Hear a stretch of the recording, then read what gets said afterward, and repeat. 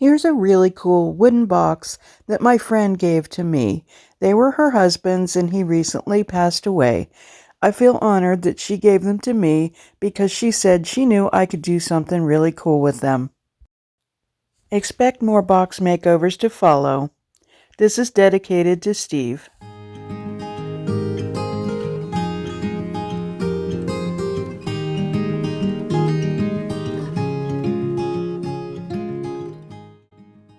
So apparently at one time this belonged to someone named R. Kaufman. So his name's written a couple times on that, and we're probably going to get rid of that, but there's some also cool stenciling on there that I want to keep. And you can see it's handmade. The hardware is just simple hardware store hardware. So we're just going to clean it up a little bit, just vacuum it. We're not going to do a whole lot to this box because it's really cool the way it is, but we're just going to take some parts of it. So you can see where the side handles were screwed in and the screw tips are on the inside. So we want to make that so that you can touch it without getting scratched. So I'm just loosening that handle a little bit and taking some old Jenga blocks. I bought a box of Jenga blocks at the dollar store a while back, and believe me, those blocks have come in handy for many upcycle projects. So I just wood glue, I used Titebond Thick and Quick, and attached that block there and just tightened those screws back in and just covered up those screws so that it would be nice and smooth. And you know, it really doesn't matter. It doesn't really cut down much on the size of the box inside. I think this box would be cool for use as a file cabinet or something.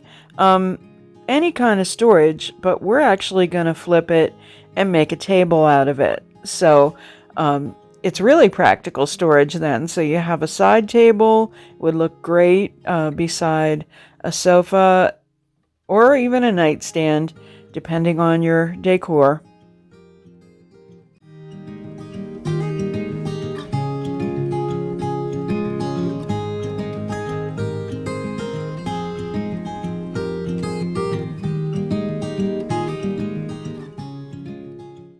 Next, I take some wooden legs that I've had in my stash for a long time, and I just use some Voodoo Gel stain in Tobacco Road.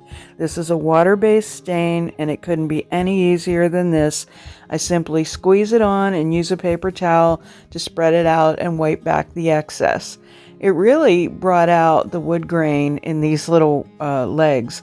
They were really nothing special, but I love the way that the grain just popped out in them. I wasn't expecting that. So this is just perfect for this project.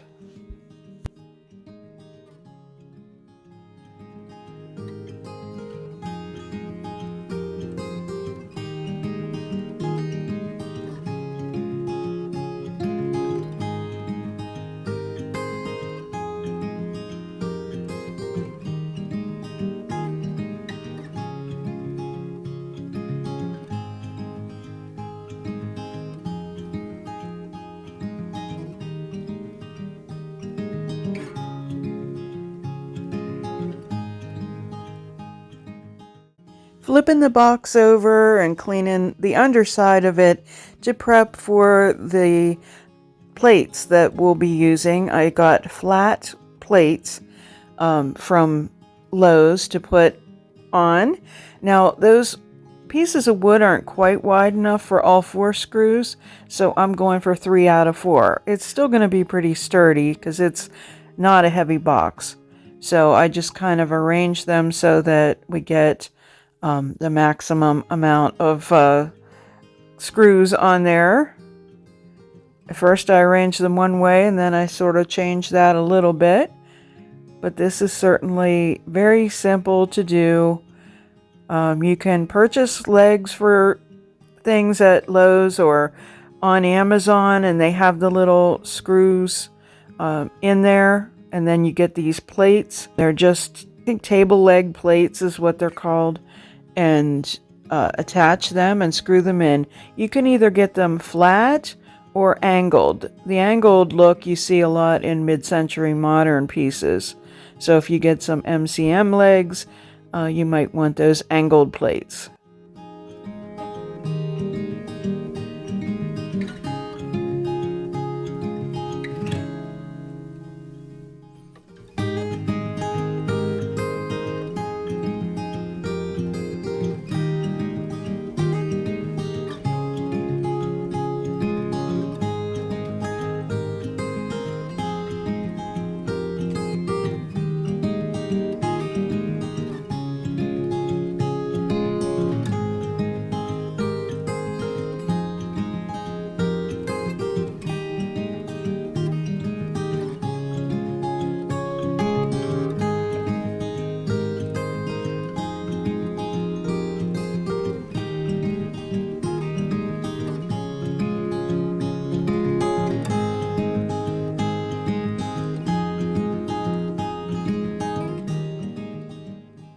And there you have it. We have a table. The only thing I don't like is the way those plates are sticking out, so that is going to require another design detail. I picked this metallic trim up at Hobby Lobby, even though it's just cardboard. On the top of the piece, I'm going to do some decoupage, so I'm going to use some Boss in gray just to block any tannins that might bleed through my decoupage piece, and also just to give it a neutral background so that you can see the image clearly. I had this in my stash. I have no idea why I had it, but I think I was going to do something with letters. So I'm just comparing the trim that I got at Hobby Lobby. Again, that is just cardboard, whereas the other stuff is actual metal. So I decide that I'm going to apply the metal first, and it's pretty sharp, so I'm going to then cover that up with the cardboard trim. So I'm just using a staple gun to attach this. This is aluminum, but I was easily able to cut it with scissors, and the staples are going right through it. There were already staples on the box, so I'm mimicking the angles that the staples that were already in the box were. I measure to make sure that I get the skirt even all the way around the box.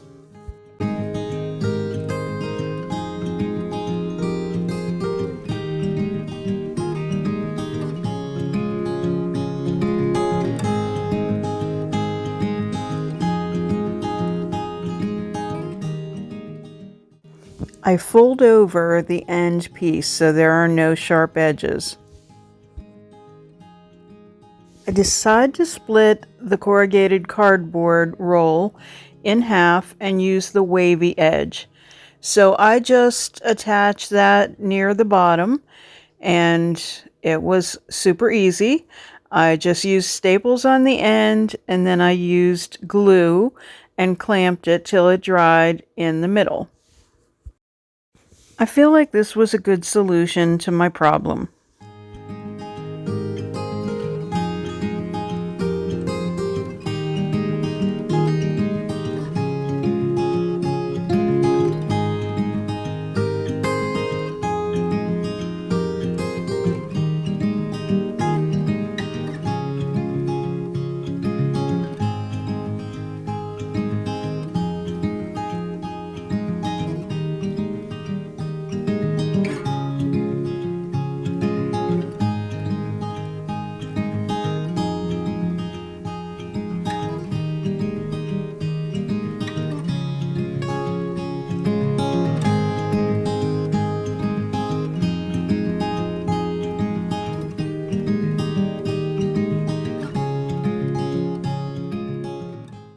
I decide to use an old map to decoupage on the top of the box.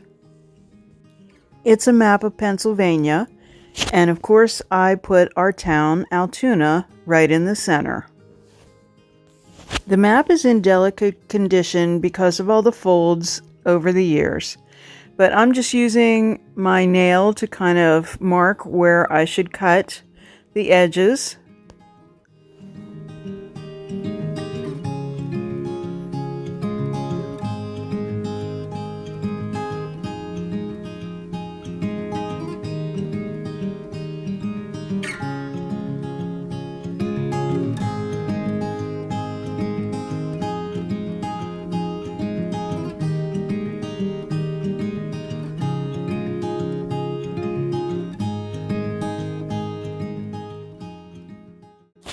I use Dixie Belle's Clear Coat in Satin as my decoupage medium. First I apply it underneath, and I just do a section at a time. And then when I have that smoothed completely, then I apply a coat to the top of the map. I remember plenty of car trips that my parents would use these maps to get us around. No such thing as GPS back then.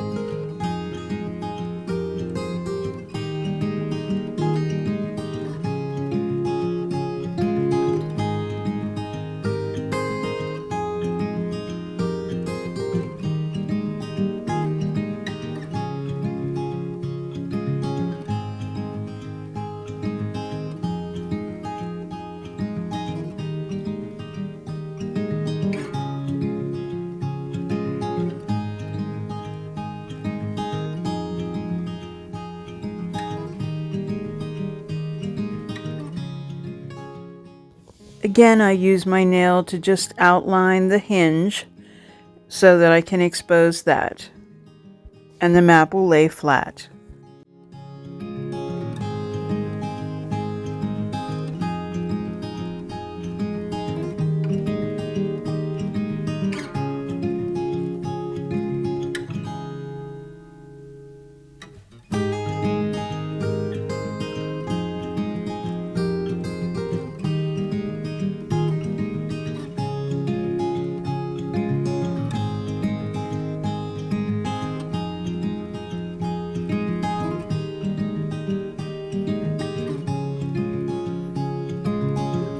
Next, I'm going to use Dixie Belle's patina paint.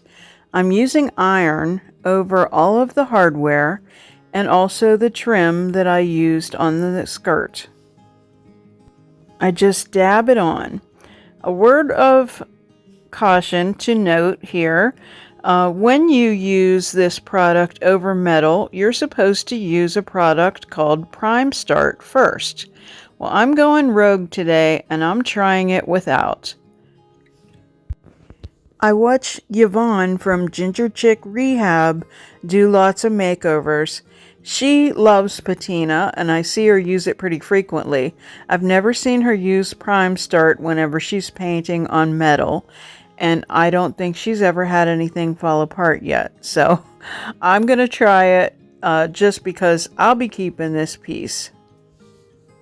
Yvonne mostly does decor pieces, so I'm not sure that it matters all that much. But if I am doing a client piece or a piece of furniture for a client, for sure I am going to use the Prime Start first whenever I'm working with metal. I didn't worry if I got the iron paint on the wood itself because rust tends to creep. I apply a second coat per the directions.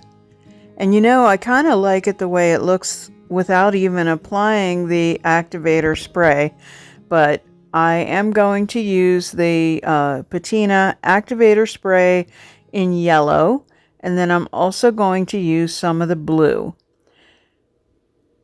So when the second coat is wet, you simply spray on that spray. I thought the yellow would be kind of a cool punch to that red stencil. So I go around after I apply that and just kind of use my brush and just soften a little bit.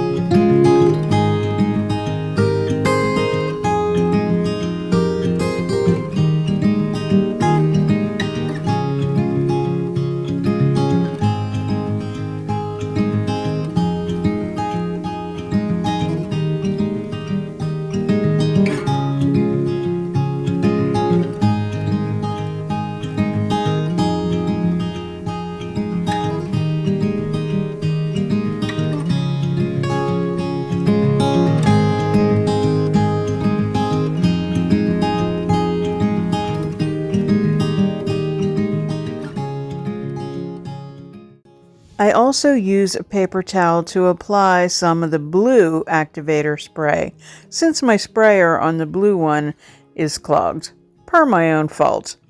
I say that because you're supposed to rinse it when you're done, and I don't always do that.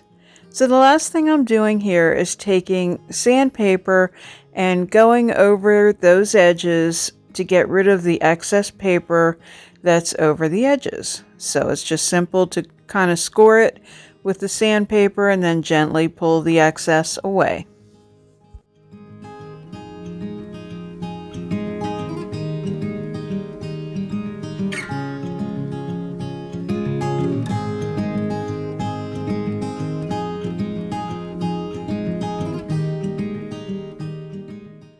I use Dixie Belle's Best Dang Wax in Grunge Gray around the top of the piece.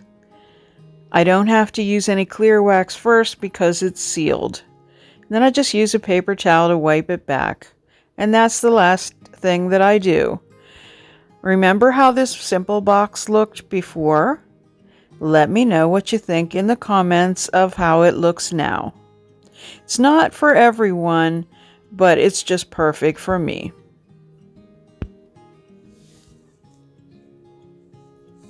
And I thank my friend Lauren so much for gifting it to me.